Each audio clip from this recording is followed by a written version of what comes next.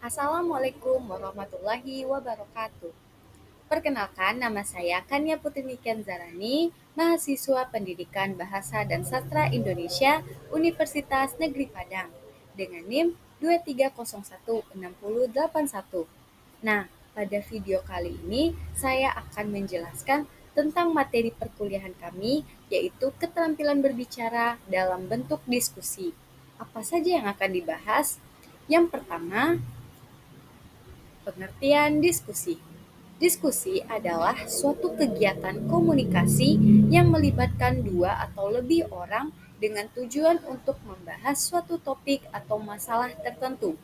Diskusi dapat dilakukan secara formal maupun informal dan dapat dilakukan dalam berbagai konteks seperti di tempat kerja, di sekolah, atau dalam kehidupan sehari-hari. Ada tiga pandangan menurut Kamus Besar Bahasa Indonesia. Nah, menurut Kamus Besar Bahasa Indonesia atau yang lebih dikenal dengan KBBI, diskusi adalah kegiatan berbicara dengan orang lain untuk membahas suatu masalah atau topik tertentu. Yang kedua, menurut Stephen Littlejohn dan Karen Foss dalam bukunya Theories of Human Communication. Nah, menurut mereka, diskusi adalah suatu bentuk komunikasi yang melibatkan pertukaran gagasan dan pandangan antara dua atau lebih orang dengan tujuan untuk mencapai pemahaman yang lebih baik tentang suatu topik. Yang ketiga, menurut Deborah Tennant dalam bukunya Talking Voice. Nah, diskusi adalah suatu bentuk komunikasi yang melibatkan pertukaran informasi dan pandangan antara dua atau lebih orang dengan tujuan untuk mencapai kesepakatan atau pemahaman yang lebih baik. Lalu yang kedua ada langkah-langkah berdiskusi. Langkah-langkah berdiskusi merupakan petunjuk yang berguna untuk memastikan bahwa diskusi dapat berjalan dengan efektif dan efisien. Nah, dalam langkah-langkah berdiskusi ini ada 10 langkah-langkah yang akan dibahas. Itu yang pertama, tentukan tujuan diskusi. Sebelum memulai diskusi, pastikan semua pihak memahami tujuan utama dari diskusi tersebut. Yang kedua, tentukan ruang lingkup diskusi. Pastikan semua pihak memahami ruang lingkup diskusi seperti topik yang akan dibahas, waktu yang tersedia, dan cara yang akan digunakan untuk mencapai tujuan. Yang ketiga, buat atmosfer yang nyaman. Membuat ruang lingkup yang nyaman dan terpercaya dapat membantu pihak-pihak untuk berdiskusi dengan nyaman. Yang keempat, berikan masa untuk setiap pihak. Jangan sampai diskusi menjadi diskusi satu sisi, berikan masa untuk setiap pihak untuk membahas dan mempertanyakan. Yang kelima, berikan ruang untuk pertukaran pandangan. Diskusi tidak hanya untuk mencapai kesepakatan, tetapi juga untuk memahami pandangan yang berbeda. Yang keenam, berikan ruang untuk pertanyaan dan pemahaman. Jangan sampai diskusi menjadi diskusi yang monolog dan berikan ruang untuk pertanyaan dan pemahaman. Yang ketujuh, berikan ruang untuk pemahaman. Berikan ruang untuk pemahaman dan kompromisi. Diskusi tidak hanya untuk mencapai kesepakatan, tetapi juga untuk memahami dan memperoleh pandangan yang lebih baik. Kedelapan, berikan ruang untuk mempertahankan pandangan. Jangan sampai pihak-pihak merasa tidak diperbolehkan untuk mempertahankan pandangan mereka. Yang kesembilan, berikan ruang untuk membahas masalah yang berbeda. Diskusi tidak hanya untuk mencapai kesepakatan tentang satu masalah, tetapi juga untuk membahas masalah yang berbeda. 10. Berikan ruang untuk membahas masalah yang terkait. Jangan sampai diskusi menjadi diskusi yang tidak terkait dengan topik yang ditentukan. Lalu setelah langkah-langkah berdiskusi, ada juga hambatan berdiskusi. Nah, dalam hambatan berdiskusi ini juga terdapat 10 hambatan. Nah, yang pertama apa? Pandangan perbedaan dalam pemahaman ruang lingkup diskusi. Jika pihak-pihak memiliki perbedaan dalam pemahaman ruang lingkup diskusi, maka diskusi akan sulit berjalan dengan efektif. Yang kedua, perbedaan dalam pemahaman topik diskusi. Jika pihak-pihak memiliki perbedaan dalam pemahaman topik diskusi, maka diskusi akan sulit berjalan dengan efektif. Yang ketiga, perbedaan dalam komunikasi. Jika pihak-pihak memiliki perbedaan dalam komunikasi, maka diskusi akan sulit berjalan dengan efektif. Yang keempat, perbedaan dalam kemampuan bicara. Jika pihak-pihak memiliki perbedaan dalam kemampuan bicara, maka diskusi akan sulit berjalan dengan efektif.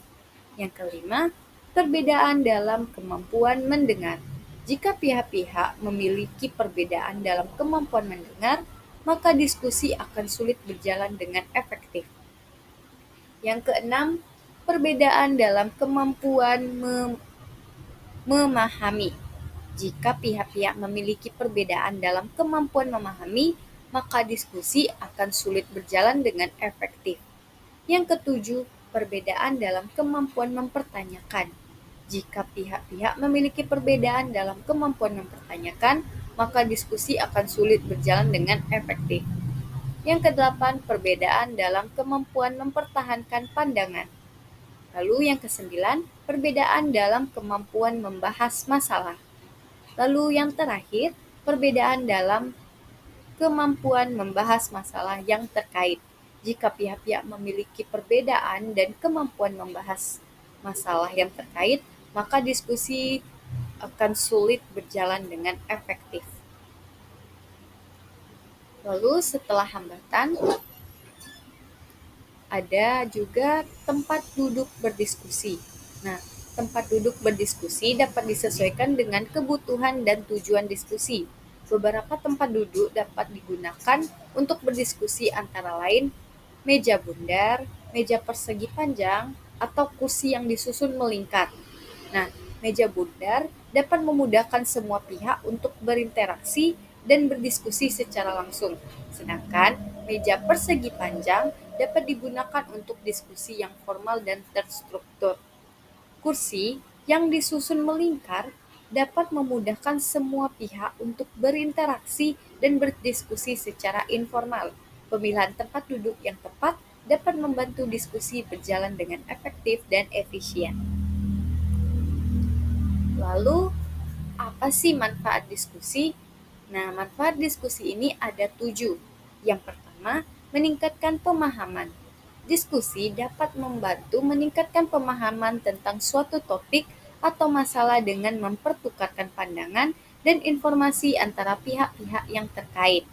Jadi ketika kita melakukan diskusi, kita juga dapat meningkatkan pemahaman kita tentang suatu masalah atau suatu topik yang kita bahas. Lalu yang kedua, meningkatkan kreativitas. Diskusi dapat membantu meningkatkan kreativitas dengan mempertukarkan ide dan gagasan antara pihak-pihak yang terlibat. Jadi, dengan melakukan diskusi kita dapat meningkatkan kreativitas diri kita masing-masing. Yang ketiga, meningkatkan kemampuan berpikir kritis. Diskusi dapat membantu meningkatkan kemampuan berpikir kritis dengan mempertukarkan argumen dan pendapat yang berbeda. Yang keempat, meningkatkan kemampuan berkomunikasi. Diskusi dapat membantu meningkatkan kemampuan berkomunikasi dengan mempertukarkan pandangan dan informasi secara efektif. Yang kelima, meningkatkan kemampuan bekerja sama. Diskusi dapat membantu meningkatkan kemampuan bekerja sama dengan mempertukarkan ide dan gagasan untuk mencapai tujuan yang sama. Yang keenam, meningkatkan kepercayaan diri. Diskusi dapat membantu meningkatkan kepercayaan diri dengan memberikan kesempatan untuk berbicara dan mempertahankan pendapat. Lalu yang terakhir, meningkatkan efektivitas dan efisiensi. Diskusi dapat membantu meningkatkan efektivitas dan efisiensi dengan mempertukarkan informasi dan ide untuk mencapai tujuan yang sama. Jadi teman-teman, itu tadi manfaat diskusi. Lalu selanjutnya, ada unsur-unsur diskusi. Nah, unsur-unsur diskusi ini ada 5. Yang pertama, isu atau topik yang akan didiskusikan. Yang kedua, argumen pendukung yang mendukung isu atau topik yang didiskusikan. Yang ketiga, argumen penentang yang menentang isu atau topik yang didiskusikan. Yang keempat, analisis dan refleksi terhadap argumen yang disampaikan.